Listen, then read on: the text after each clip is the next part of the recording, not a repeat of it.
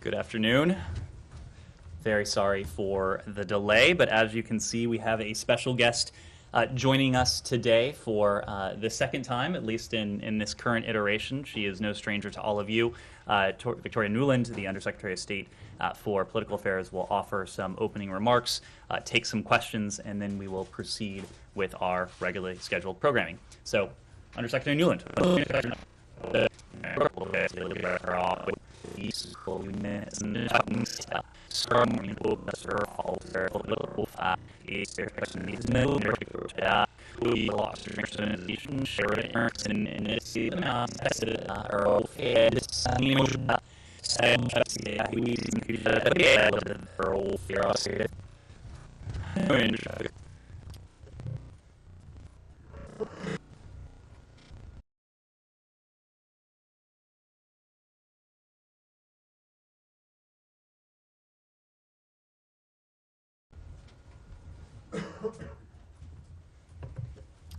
Good afternoon.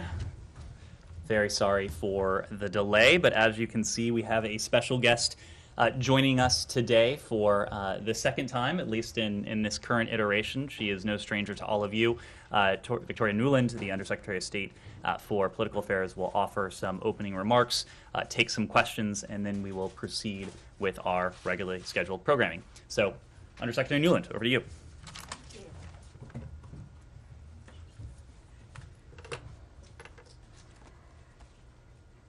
Good afternoon, everybody. Sorry to be a little late. It's great to be back in this room and working for Ned. This is, as you all know, a very important week. We have 3 sets of diplomatic talks ongoing. The U.S.-Russia Strategic Stability Dialogue yesterday, the NATO-Russia Council meeting tomorrow, both of which are led for us by Deputy Secretary Sherman, and the Permanent Council meeting of the Organization for Security and Cooperation in Europe on Thursday.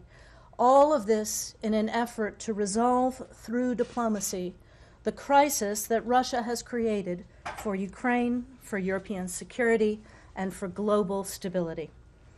So before I go into some of the diplomatic substance, let's remember how we got here. It is Russia that created this crisis out of whole cloth. It is Russia that has amassed 100,000 troops on Ukraine's borders. It is Russia that has prepared internal sabotage, destabilization, and false flag options for Ukraine. And it is Russia that has spewed disinformation and lies about Ukraine, about the United States, and about NATO to justify its own actions.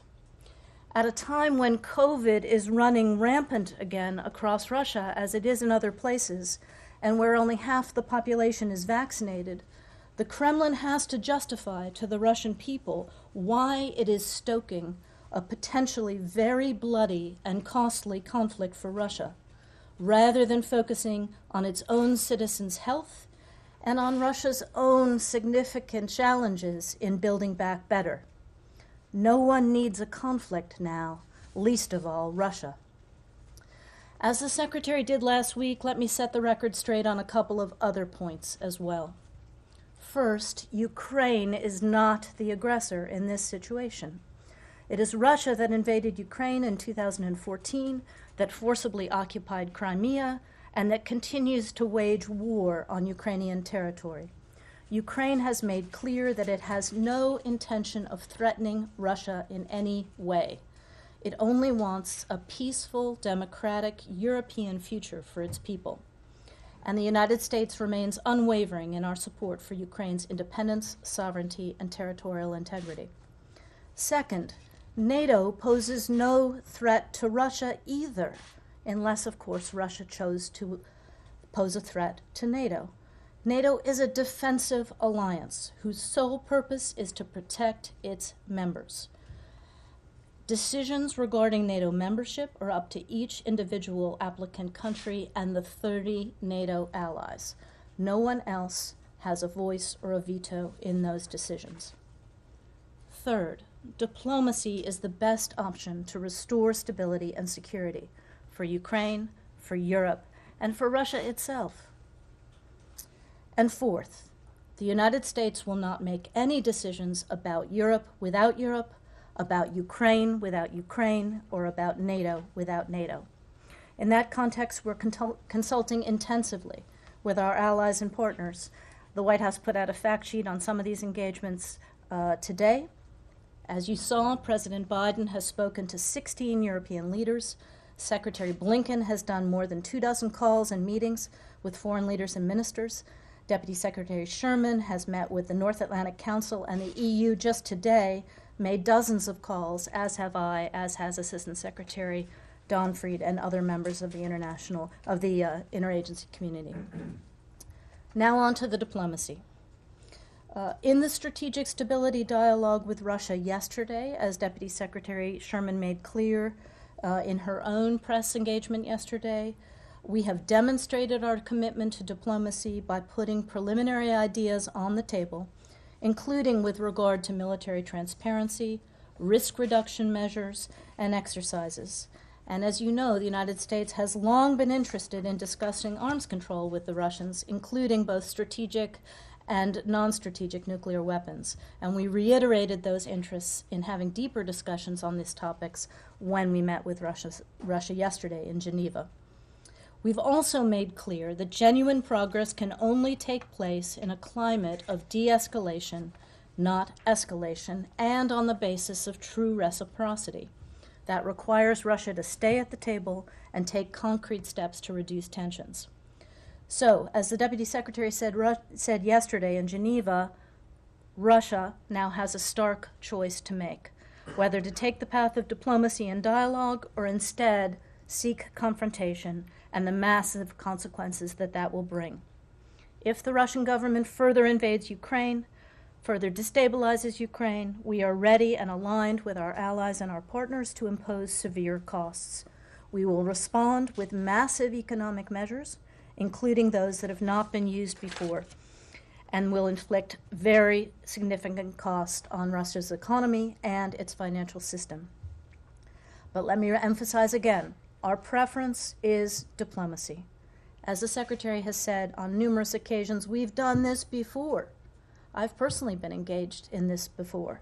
Even in some of the times of greatest tension, the United States, our allies, and our partners have worked with Russia to reach understandings together. We've negotiated multiple instruments that have formed the bedrock of peace and security, including the Helsinki Accords, the INF Treaty, and other arms control agreements. We're working together now to try to bring Iran back into compliance with the JCPOA. And of course, we created the OSCE together, where we will be meeting on Thursday. Again, we did these things on the basis of reciprocity and through painstaking, careful diplomacy in full consultation and coordination with our allies and with every country whose interests were affected. This is the way forward. This is what needs to happen now. I'm happy to take your questions. Thanks. Hi, Toria. Welcome Hello, back Matt. to the briefing room. So I have a question about this. You know, the mantra we've heard over and over again, massive consequences, severe costs, this kind of thing. But I'm just wondering, you know, how confident are you in this, in the solidification, in the solidness, Solidity? in the solidity of the Western unity on this, particularly given the fact that you and Amos Hochstein were up on the Hill yesterday, essentially begging Democratic senators not to go along with Nord Stream 2 sanctions because you think that it will shelve or it'll reduce the Germany's desire to do anything. So, how solid is this alliance for massive consequences and severe costs? Matt, we are very confident in the consultations that we've been having with our allies and partners. We've been working at this for some 2.5 months at every level, from the president on down. We have, as I discussed in very broad strokes, and we'll only discuss them in broad strokes, a common understanding of the kind of intensive financial measures we'll need to take, and also now in the context of export restrictions that will have a painful impact on Russia. Now, as we've done in the past, the U.S. may take one set of measures, and Europe and other allies may take parallel steps that are not exactly the same, but also painful to Russia because we have different economic exposure. But we are very confident that we are coming together around a very painful package, so but we you're don't want to have to use it, as you know. So you're okay with putting sanctions on NS2AG? What we have said is that the agreement that we did with Germany in July makes absolutely clear Let me put it a what will different way. happen. Are you concerned that Germany might not go along with whatever you're hoping you'll get in place should it become necessary if there are sanctions imposed on Nord Stream 2? We on are Asia? concerned now that what is being discussed on the Hill will have no impact on Nord Stream 2. What we are doing now is working with the Germans, working with the EU, to slow their consideration of implementation of the pipeline. This German government has taken significant steps to do that, and they've also reconfirmed the agreement we had with the previous government with regard to what happens to Nord Stream 2. Namely, it's suspended if Russia aggresses against Ukraine. Laura. Thank you. Hi, Toria. Okay? Regarding Nord Stream 2, but also other discussions that Secretary Blinken is having on the Hill today, can you read out a little bit of what the message to the lawmakers is today? Is it the same as what you have reiterated for us here and now? And then also, I'm wondering a little bit about what the administration's position is on NATO enlargement in practice. You've made very clear that the United States continues to agree with the principle of other members or other states joining NATO, but I'm wondering if you can be a little more specific about whether or not this administration supports other states in practice coming in to the alliance. Thank you. Well, first to say, the Secretary has a number of engagements on the Hill. It'll shock you to know that not all of them are about Russia, Ukraine. Some of them are about other subjects that we're working on with members. But he's also meeting with a group who is considering traveling to Ukraine in a bipartisan fashion. So he will go through with them all aspects of the policy and make sure that they're up to date both on the diplomacy but also on the costs and on our engagements with the Ukrainians, which have been extremely rich and full, as you know, and ask them to carry messages of preparedness and of unity, and as they go in this bipartisan manner, to underscore the American people's commitment across the aisle to their sovereignty and territorial integrity. So that's number one.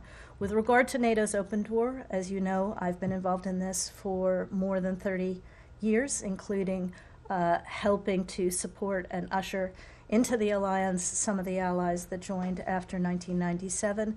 It is a bedrock principle of the North Atlantic Treaty Organization and its founding charter from 1949 that its door stays open to any European country who can meet NATO's high standards.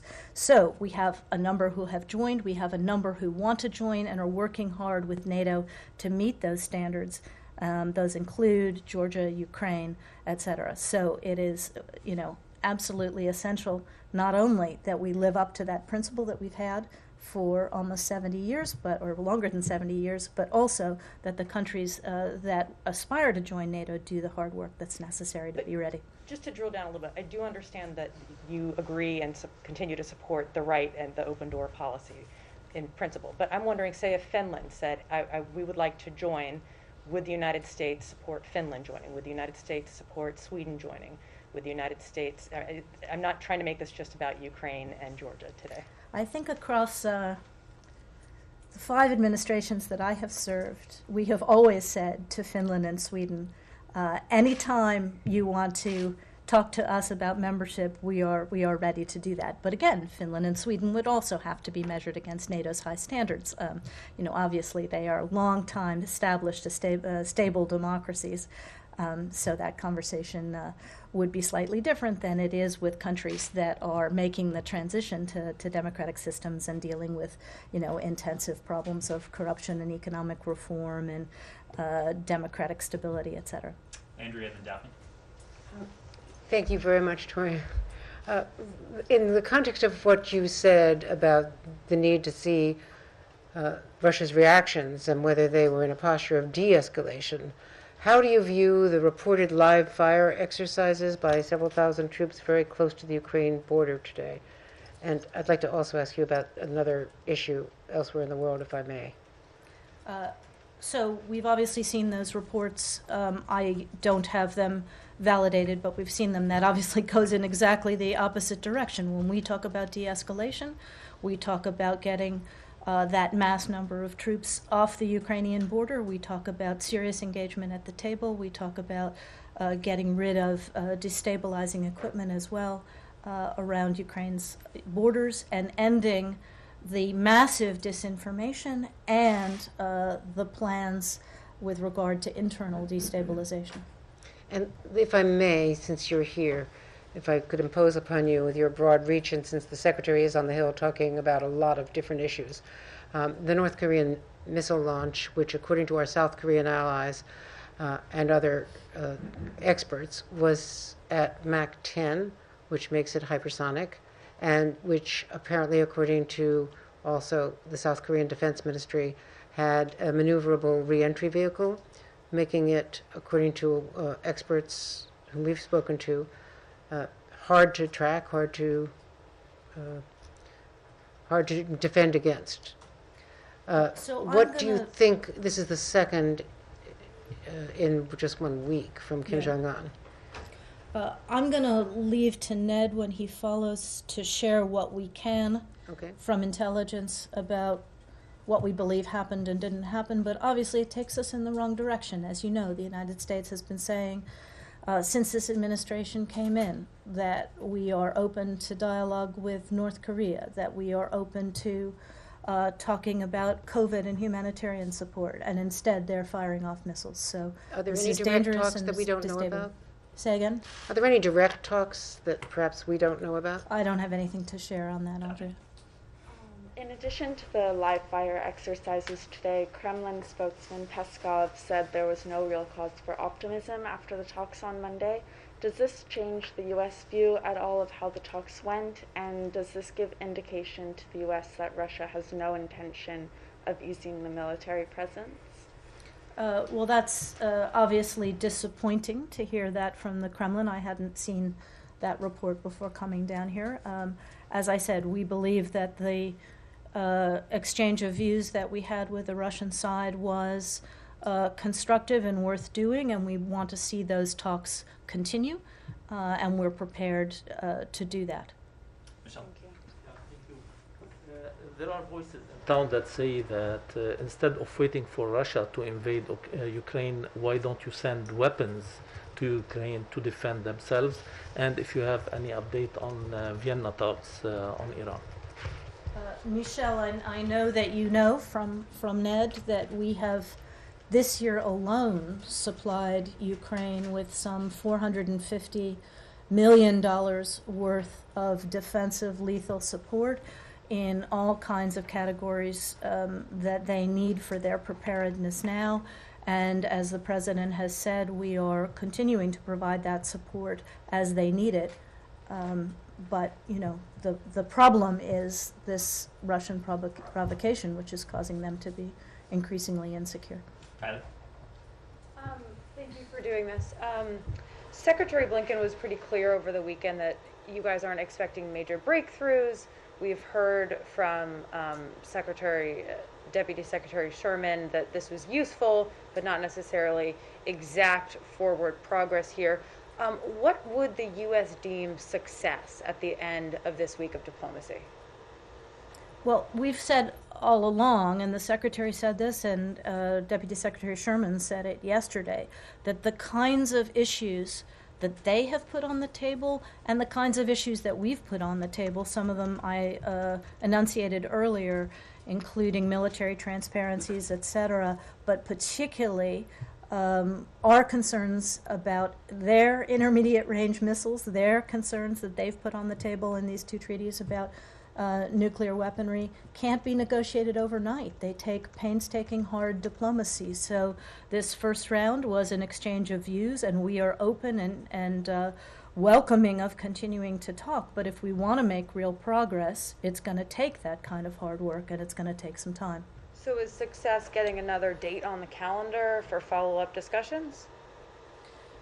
You know, I don't think in diplomacy you measure success in inches, you measure it in outcome. And again, it is almost impossible for a single round with issues this intense to settle everything, let alone sometimes anything. So we had to exchange positions, we had to understand each other, and then we have to get down to the hard work, and we are ready to do that. The question is the Kremlin? And can I just ask one more question about Russia? Yep. I'm curious if the United States has a time frame for how long you think Russia can financially back the placement of troops along the Russia-Ukrainian border, or if they have no timeline and they're willing to put any amount of resources into maintaining that aggression. Well, Kali, I'm going to let the Russians speak for themselves, but you make a very, very important point, which the Russian people should be paying attention to. These kinds of deployments, 100,000 troops out of barracks and on the Ukrainian border, are extremely expensive, as is the deployment of this kind of weaponry in the cold winter, when, you know, the wealth of Russia, were I a Russian citizen, I would want to see applied to the healthcare system, to the education system, to the roads, the same kinds of conversations that we're having here in the United States, rather than hemorrhaging money on a created crisis and putting their own military out there in the snow. Time for a final question or two. Yes, sir. Please. Victoria, thank you.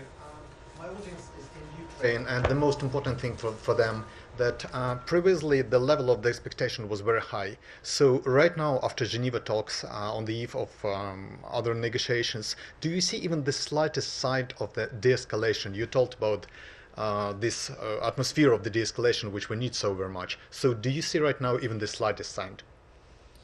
Well, again, in light of the news we've heard today, we haven't seen the kinds of steps that we need to see in terms of Russian de-escalation. And as we've said, as these talks continue, they will not be successful unless we can do this in an atmosphere of de-escalation. Ukraine should not have this sword of Damocles hanging over it.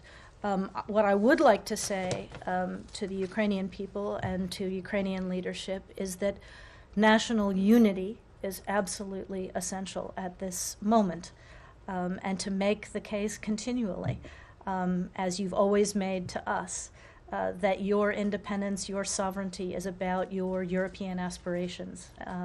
And we understand that completely, but it's important to be united now in the context of what's going on. Saeed. Good to see you behind the podium. My question to you, as you said that you've worked with, back in 1997 and so on, you've seen the entry of countries and so on into NATO, so you know quite well. Why shouldn't Russia feel threatened and affronted by Ukraine or any other bordering country joining NATO? I mean, NATO is not exactly a country club. It is a military alliance. It has, probably Russia in its crosshair. So why shouldn't they fear the joining of Ukraine? Saeed, I'll say it again. Ukraine is, sorry, Russia. try this again. I will say this again. NATO is a defensive alliance. It is about defending its members against any potential attack. It is not in the attack business itself. We also have these long-standing relationships between NATO and Russia, which, I was part of building back in the 90s and in the early aught years. And the hope was that Russia and NATO would increasingly be doing a lot of European security together rather than seeing each other as enemies. But Russia chose not to go in that direction. And again, NATO is about defending its members. In fact, NATO never even had any forces on its eastern edge because we didn't feel the need to have troops close to Russia until Russia invaded Ukraine in 2014. and led NATO members to be concerned that they might keep going into NATO territory. So it is Russia that created this situation that brings us closer to their borders. It's not something that we wanted to do. Thanks, everybody. Thank you, Great to Doria. see you all.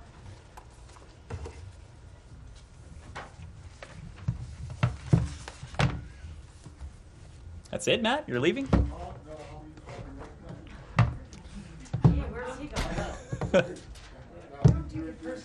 I've learned not to, especially with him. Let me get through a couple pieces of business at the top, and then happy to take your questions. First, today, the United States Agency for International Development announced the United States government's initial 2022 contribution of more than $308 million for humanitarian assistance for the people of Afghanistan. This new funding brings total U.S. humanitarian aid in Afghanistan and to the Afghan refugees in the region to nearly $782 million since October 2020 alone.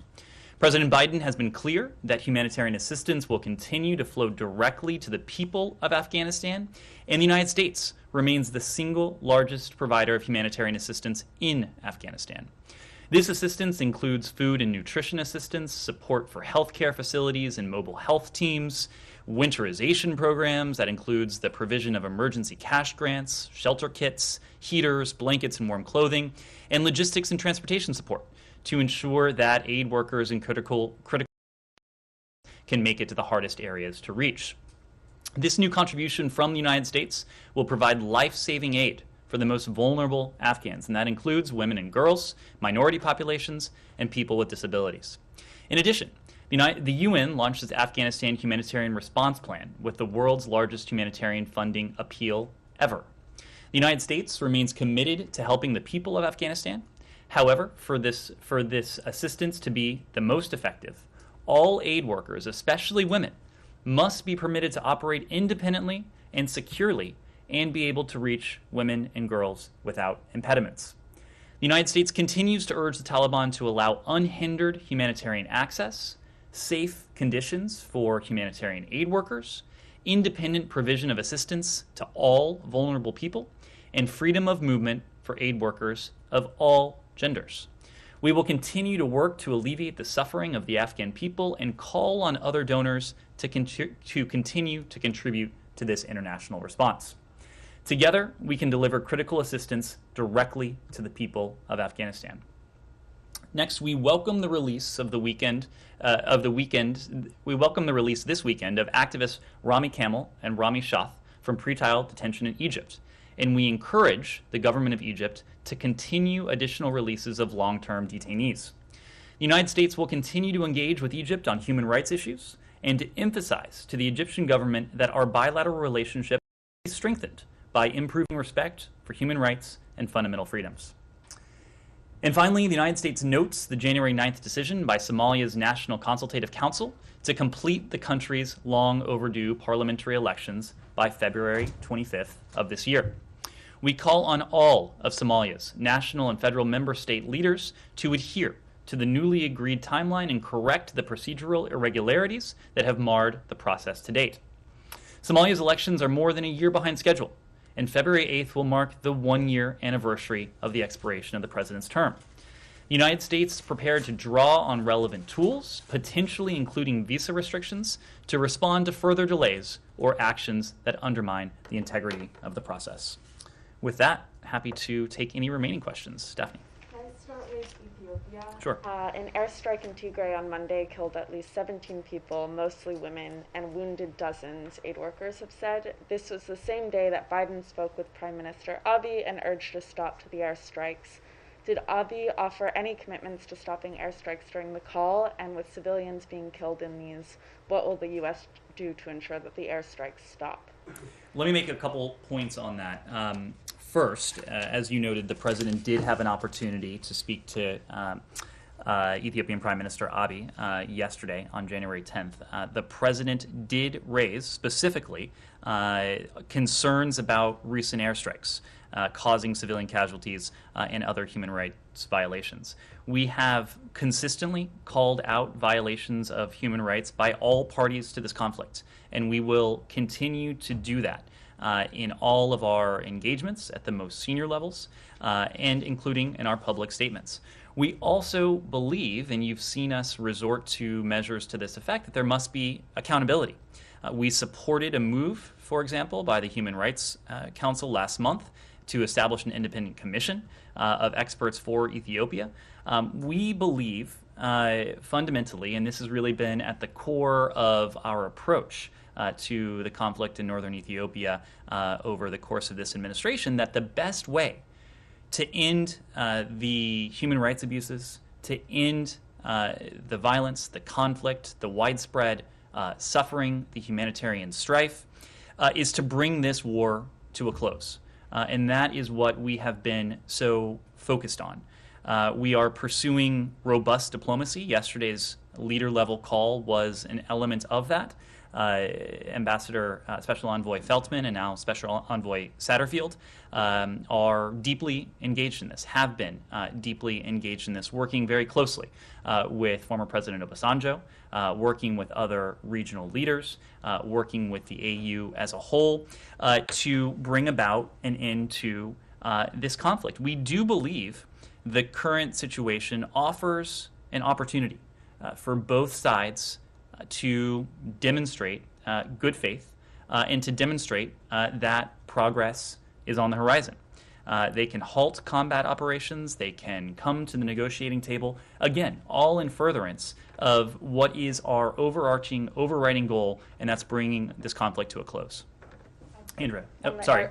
On the airstrikes, did Abiy make any commitments in the call with Biden? Well, we have read out our side of the call. I just offered some additional detail. I will leave it to the Ethiopians to read out what the Prime Minister said. White House? I'm sorry? Maybe to the White House? Well, I suspect the White House will be in the same position of leaving it to the Prime Minister to speak to what precisely he said, but we can be, you can be very confident that President Biden raised these concerns. There was no ambiguity about the fact that we do have serious concerns, including regarding what has transpired in recent days. Andrea. Could you follow up about North Korea and the reaction to what has been described as a hypersonic missile which landed in the Sea of Japan, but which did have a maneuverable reentry vehicle? Well, you heard from INDOPACOM overnight. You've also probably seen the language that has emanated from the State Department. We have made very clear that we condemn this latest ballistic missile launch. INDOPACOM put forward a statement overnight that made clear our assessment that the launch did not pose an immediate threat to U.S. personnel or territory or to our allies. But the launch clearly does highlight the destabilizing impact of the DPRK's illicit weapons programs. It violates multiple UN Security Council resolutions. It poses a threat to the DPRK's neighbors and to the broader international community. This is precisely why we have, for some time, including in recent days, been consulting very closely with allies and partners. You may have seen that our ambassador to the UN, Linda Thomas-Greenfield, spoke on this topic yesterday from New York. We're consulting closely with our allies and partners on this. As you know, our commitment to the defense of the Republic of Korea and Japan is ironclad. And when it comes to North Korea, we continue to call on the DPRK to refrain from further provocations, and importantly, to engage in sustained and substantive dialogue. What we have been open to and in fact calling for some time now. We have not, the DPRK has not responded to these overtures, but we continue to believe that dialogue, we continue to believe that diplomacy is the best path forward. And we're going to continue to plot out that course with our allies, to work in lockstep with our allies and our partners. And we will be ready if the DPRK demonstrates that it is willing to engage in such diplomacy. Well, this launch got approximately 425 miles into the Sea of Japan, but we have consistently underestimated the rapidity of Kim's advances. Do you agree with the FAA decision for the unusual ground halt for somewhat slightly under 15 minutes of West Coast air traffic minutes after this launch? So I won't speak to any precautionary measures that the FAA might take. I understand that they put out a statement to this effect, that they did this out of an abundance of caution. As you alluded to, full operations resumed within 15 minutes, and the FAA is reviewing the process around this ground stop. And do you think, since the DPRK, as you've just acknowledged, have not responded to our overtures, is there another tack that we should be taking to try to get through with them, perhaps removing any preconditions or changing the climate of our overtures? Well, I want to be very clear. There are no preconditions. We think that diplomacy and dialogue is a viable option right now. It is, we think, incumbent on the DPRK to cease these provocations, to demonstrate that they too are interested in and hopefully serious about this dialogue. And if they are, they will find a willing counterpart in the United States and our allies as well to engage in this dialogue. Follow up on that? Sure. Yeah, just to follow up on that last question, is there any kind of clock for the U.S. as far as determining when to change course when it comes to the DPRK? Yesterday's joint statement by Ambassador Thomas Green, she mentioned every time they fire a missile, they make advancements. So is there a clock similar to how you mentioned a clock with negotiations with Iran? Well, these are fundamentally, in some ways, different challenges. One of these countries has a nuclear weapons program, and the other does not. And when it comes to the other, our goal is, and our commitment is to keeping it that way.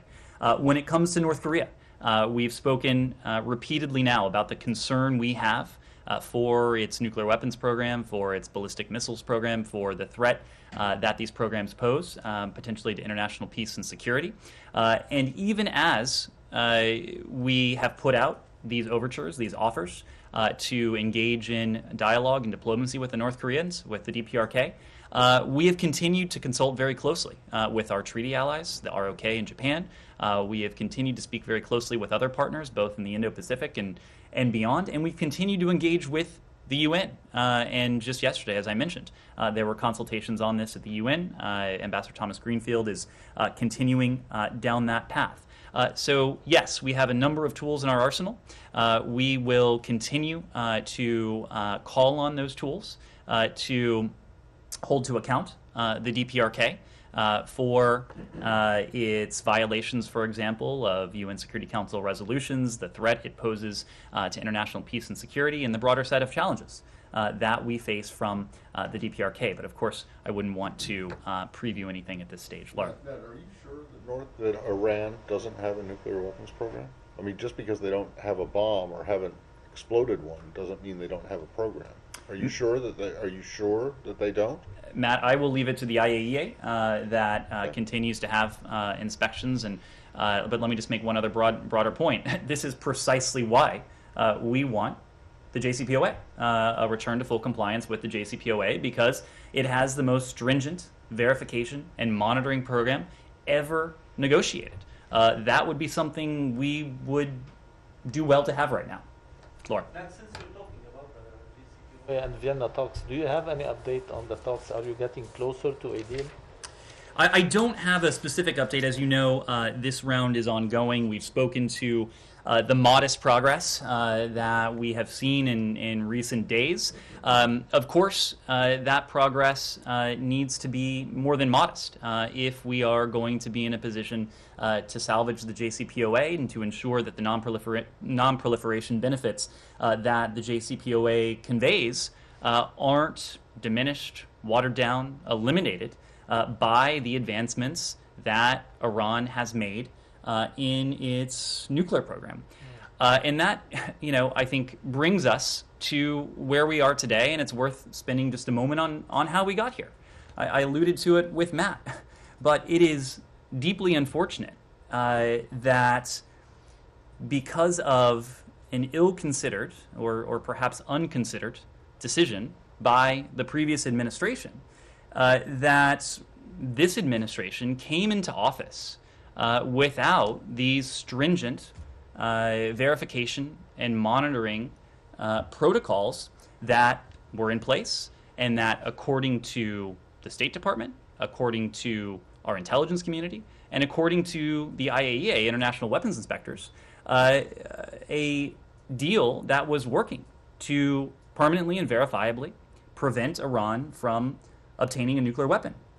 But Ned, during this week, did you feel any change in Iran's position? I don't have any updates to offer. We've spoken of the modest progress that we've seen since the resumption of the 8th round, but we've also spoken of the urgency and the need for progress to take place at a pace that not only is on par with, but that outpaces the significant advancements that Iran has been able to make in its nuclear program since the last administration abandoned the JCPOA. Sorry, do you really think the previous administration's decision to withdraw from the JCPOA is unconsidered? Certainly ill-considered. Well, but they didn't, it was certainly considered. Remember, it took some time before it actually happened, so I don't think you can say it's your opinion that it's ill-considered, and that may or may not be true, but unconsidered? Well, Matt, it's not an opinion to say that. It's perfectly fine for you to say that you think that it was ill-considered, but to say that it was unconsidered seems a bit. Let me touch on something you said. It is not an opinion to remind you and everyone that we were promised a better deal. Remember the promise of the so-called better deal? Of course, that never materialized. That never came close, and in fact, quite the opposite was true. Ever since the last administration left the JCPOA, Iran has been able to gallop forward with its nuclear promise. We were promised that Iran's proxies would be cowed, that Iran would be cowed in submission by the so-called maximum pressure program. Quite the opposite is true, and we continue to see reminders that Iran's proxies have not been subdued, and in fact, quite the opposite. We were told that we'd be in a better position to take on the full set of challenges that Iran poses, whether it's ballistic missiles, whether it is support to terrorism, whether it's human rights violations. How exactly were we supposed to do that when it was the United States and not Iran that was isolated as a result of the decision to abandon a deal and a protocol that was working? That's just the starting point that we had to accept on January 20th of this year. It was an unfortunate starting point, but that's the starting point from which we've been working. Laura. Thank you. I want to go back to two things that Toria said a few minutes ago. One, she said that Secretary Blinken was on the Hill talking about issues even beyond Russia and Ukraine. Presumably that includes Nord Stream 2 and North Korea. Can you confirm that? What was his message on both of those issues, each of those issues, and is there anything else that he was briefing the Hill on? And then secondly, kind of more broadly, at the end of her comment, she said that we haven't seen the kind of de-escalation we want from Russia.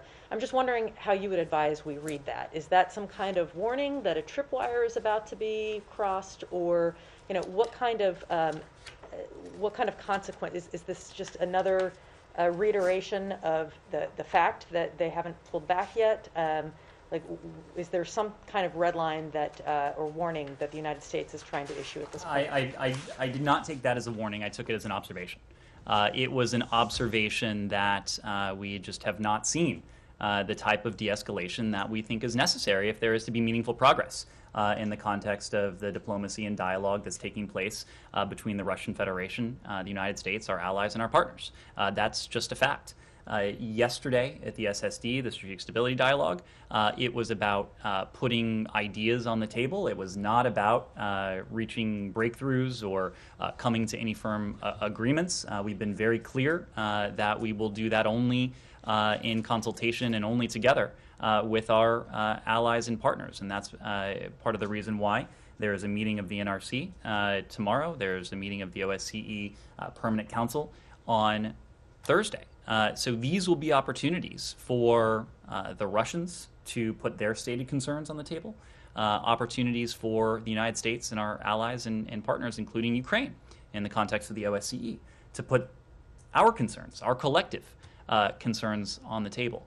We can do that now, but if we are going to have meaningful progress towards these reciprocal measures that would redound positively on our collective security, our meaning the collective security of the transatlantic community, we will need to see de-escalation. That can't take place in an environment of escalation. And that is why the Undersecretary was just observing that we haven't yet seen that. And what kind of de-escalation are you looking for? Is it removal of troops? Is it stopping the live fire? Is it removal of helicopters? All the above? More? I would say yes. The fact what is, the fact is, we talked about this yesterday. Several months ago, there were not 100,000 troops on Ukraine's borders. Several months ago, there were not these large-scale live fire exercises. Several months ago, there were not maneuvers with heavy weaponry, with helicopters, the other reports that we've seen in recent weeks and even recent days. All of this, the Russians have done in recent months. They have done so in a manner that was clearly not an attempt to be furtive or stealthy. It's hard to be stealthy when you're moving 100,000 forces along in internationally recognized borders. That underscores and undergirds our concern. And the fact that this was done and is being done in an effort to intimidate and an effort to coerce. And our concern, and Undersecretary Nuland made a reference to this when she spoke about the potential for a false flag operation. Our concern is that the Russians will again resort to the playbook they've resorted to in the past, including in 2014, when they did something very similar. And they amassed troops along Ukraine's borders. They offered specious explanations and justifications that ultimately they pointed to a pretextual purported provocation. They said that the Ukrainians had done this, that, or the other, and that's why they needed to cross the border. That is our concern here. I should say it's one of our concerns here, that the Russians will resort to what has been their playbook, and may still be their playbook. So yes, de-escalation to us would mean many of those things, if not all of those things. It would mean troops returning to their barracks. It would mean transparency around any legitimate exercises that were to take place on Russian soil. We'll be looking for all of those things in the days and weeks ahead if we are in a position to make meaningful progress. And I'm sorry, the meetings on the Hill by the Secretary, I understand Afghanistan was also on the agenda? Look, I will leave it to members to speak to these engagements if they want. The point I will make is that we are committed to consulting with members in Hill offices, as the Secretary likes to say, not only on the landing, but on the takeoff and in between. And this is a good reminder. We can get you some, I think, really good metrics that speak to the scope and scale of our engagement with Capitol Hill over the past 11 or 12 months here. But we have made coordination and consultation and dialogue with the Hill an absolute priority. We know the important role that the Hill has to play when it comes to oversight, when it comes to foreign policy, and we're committed to that. I'd love to know the content as opposed to I'm sure just you the would. scope and I'm sure scale. you would. Can you just enlighten us as to what the date for the status quo ante that you want the Russians to go back to is? Does it go back to 2014, or is Crimea a lost cause for you now?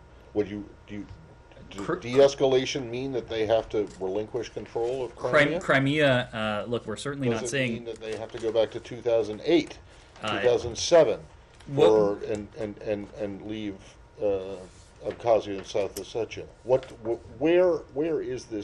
does this de-escalation point start from? So, Matt, I'm not in a position right here to give you a firm date, but I will tell you that we have been talking about this since about mid-November, for going on 2 months. So you're basically saying go back to where things were in early November, right? In terms of your troop presence. We are saying that that de-escalation in this context would call for Russian troops to return to their barracks, for these exercises to either be explained or to come to a halt, for this heavy weaponry to return to its regular storage locations.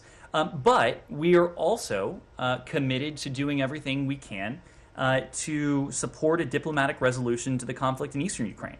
And obviously, of course, Ukraine has demonstrated a commitment to finding a peaceful end to the war. We stand ready to support those efforts, including, as we've heard. Well, what's the administration doing to back up its demand that Russia get out of Crimea, that, you know, and to say that the annexation, quote unquote, annexation of Crimea is illegitimate? What are you doing about that, or is that just not an issue in this current the attempted annexation of Crimea is something that we have responded to since 2014, and there are sanctions in place, and there will be sanctions in place, and there will be measures to hold the Russian Federation to account for its aggression, as long as that aggression persists. Tracy. On Afghanistan, it's almost 6 months now since the Taliban took over. You just now spoke of the many millions of dollars that the United States is sending in humanitarian aid to the people. But the reports that we get out of Afghanistan are deeply dire and increasingly so, with hundreds of thousands of people starving or on the brink of starvation. What is your best explanation for why that aid is not reaching the people? Is it your refusal to deal with the Taliban? Is it what you mentioned earlier, the Taliban's impeding access of some aid workers? Could you give us an explanation of why that aid isn't helping? Let me first start what it is not, with what it is not. It is not because of anything the United States is doing or is not doing when it comes to our support for the humanitarian needs of the Afghan people. What it is the result of a number of things. It is the result of recent near-term conditions, a drought, winter, of course, now, but also, more to the point, the longer-term trends and conditions that we've seen ossify over the course of nearly 2 decades. And the United States and our partners, we were very clear with the Taliban before before the fall of the previous government in Kabul, that any attempt to overtake the country by force would only worsen what was already a humanitarian emergency. The conditions, the humanitarian challenges we're seeing now, they did not start a month ago, they did not start 2 months ago, they did not start with the fall of previous government. Some of these are structural. As you know, the international community previously provided the lion's share of the public expenditures of the Afghan government. The international community previously provided billions and billions of dollars each year for the humanitarian needs of the Afghan people. That latter part is still true. The international community is providing, and the UN today, as you heard, has started a pledge campaign to raise some $5 billion, including about $4.5 billion for the people of Afghanistan and about $500 million for refugees in the region. Now, the United States, as I mentioned before, has been the world's leader in providing that humanitarian assistance, more than $750 million since October of 2020 alone. But we've also encouraged other countries to step up. That remains the case. Other countries, including those in the region, including some of those that may share a border with Afghanistan or that may be in close proximity to Afghanistan, we need to see countries around the world step up, just as the UN called for today, to demonstrate their commitment to the humanitarian needs of the Afghan people. It is not in anyone's interest, whether you are a country that is thousands of miles away, like the United States, or you're a country that shares a border with Afghanistan, to see deprivation, to see instability, to see hardship within and among the people of Afghanistan. We've done more than that, however. Beyond our humanitarian leadership, beyond our galvanizing call to action, as you know, the Treasury Department has issued both general and specific licenses to facilitate the provision of humanitarian aid to the people of Afghanistan, to send a very clear signal that not only is the United States government not standing in the way, that we are doing everything we can to call on the international community to do what it can to help the people of Afghanistan. Recently, we supported the release of the so-called ARTF funds of the World Bank, the Afghan Reconstruction Trust Funds, $200 million for the people of Afghanistan. As we've alluded to before, we're looking at other ways, including in conjunction with the UN, that we might be able to support the people of Afghanistan, importantly, in a way that doesn't flow through the coffers of the Taliban. Do you have, Do you have a do you have follow-up? metrics to show, though, you like to talk about metrics, to show that money, or aid, I mean, is getting to the people? I mean, how do you measure that? Well, it is, Substantiate. as you know, it is more complex in the in the context of Afghanistan because it cannot flow through the coffers of the Taliban. And so the United States and our partners were reliant on primarily on our NGO partners on the ground to dispense with these humanitarian funds. We are regularly in contact with these humanitarian partners. They continue to operate on the ground. They continue to implement programs from winterization to healthcare to nutrition to education. And so we are regularly in touch with them, and they are in a position to offer reports on that progress. Kylie. We are hearing that the evacuation flights are still grounded. It's been about a month now. We're also hearing there are about 80 Americans still in Afghanistan who would like to leave. So when was the last evacuation flight that left Afghanistan, and are those two things accurate, that they're still grounded and there are about 80 Americans who want to leave?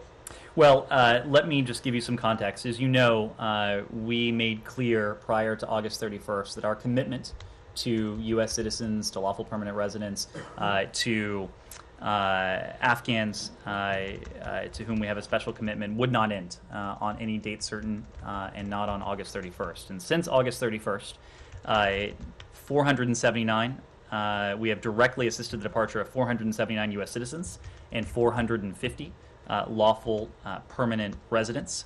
There are others whose departure we have indirectly helped or supported in various ways. We are working currently with a few dozen U.S. citizens and their families who have identified themselves as prepared to depart and who have the necessary travel documents to do so. We believe at this point that in addition to those few dozen U.S. citizens and their families, there is a relatively small number, probably fewer than 200, again, with all the caveats that apply to these numbers fluctuating. But we're in touch with about 150 other U.S. citizens who don't want to leave Afghanistan at this point, or otherwise not ready to depart. We've worked very closely, as you know, with our partners, including the Qataris, on these relocation efforts. We have a team here at the Department of State that is dedicated to this mission around the clock. And again, our commitment to any American citizen who may or may not be ready, who may or may not wish to leave, is that if he or she and their family wish to leave and they're ready to leave, we will be there to assist them. Sorry, when was the last evacuation flight? I don't have that available now, but again, our commitment to Americans is sacrosanct, and we're continuing to work very closely, not only with them, but also with our partners, including the Qataris, with whom we've worked on these relocation flights. Is it problematic that these evacuation flights have been halted for so long? Again, I think you can look at our track record and the fact that we have relocated more than 900 U.S. citizens, lawful permanent residents, not to mention a significant number of other Afghans who meet the criteria for relocation, I think speaks to not only the commitment, but also the ability that we have to relocate Americans and those to whom we have a commitment. The Afghans? It was, as of a couple weeks ago, it was in the ballpark of a couple thousand. Saeed. Thank you. Switching gears to the Palestinian issue. Ned, there are Israeli reports that they are headed towards evicting more Palestinians, or evicting Palestinians from Sheikh Jarrah and from Silwan, despite your repeated calls on the Israelis not to do so. What can you do to sort of persuade them not to actually go ahead with this action? Saeed, on the general issue, we've been very clear that it is critical for Israel and the Palestinian Authority to refrain from unilateral steps that exacerbate tensions or might otherwise Ned, in all undercut fairness, the efforts to. But the Palestinian Authority does not evict any Israelis. I mean, this is really just. But if you let me finish, we have been very clear that it's incumbent on both Israelis, on Israel and the Palestinian Authority to refrain from unilateral steps. In this case, we have been clear that steps that exacerbate tensions and undercut efforts to advance negotiated two-state solution would include the eviction of families from homes in East Jerusalem, in which these families have lived for generations in some cases. We've been very clear about that. But obviously the Israelis are not listening to you. What would you do to make them, to sort of persuade them that they should not do that? Saeed, we continue to discuss this with our Israeli partners. We've been very clear in our public statements as well, but there are ongoing discussions about this. Very quickly, a federal judge last Friday ruled that a law targeting the PLO being unconstitutional. Would that lead you to sort of reopen the PLO office here in Washington? For any question, could that lead to the reopening of the office? Well, for any questions about litigation or the implications of litigation, including the fold litigation, I would need to refer you to the Department of Justice. When it comes to the Palestinian office, I just don't have an update to offer at this time, but you've heard us say that as a general matter, this administration is committed to and actively engaged with the Palestinians. Over the course of the last few months, we've had numerous high-level meetings with Palestinian officials. Of course, Secretary Blinken was in Ramallah mid-last year. Ambassador Lynn Thomas Greenfield and Undersecretary Nuland were there in November as well. Our acting Assistant Secretary Yael Limpert accompanied National Security Advisor Jake Sullivan and met with senior Palestinian officials in December. Yes, sir. If I may return to Ukraine very shortly, tomorrow during NATO-Russia Council, we will definitely hear one more time the demand that Ukraine will never become a member of NATO. There were a lot of statements, for example, from Deputy Secretary Sherman, who told that we will not allow anyone to slam closed NATO open door policy. But could you clarify the American position? Does it mean that this issue is undiscussable, it's totally off the table, or it might be discussed tomorrow during the council? The point of dialogue is that, of course, any country is able to put on the table a concern that country may have.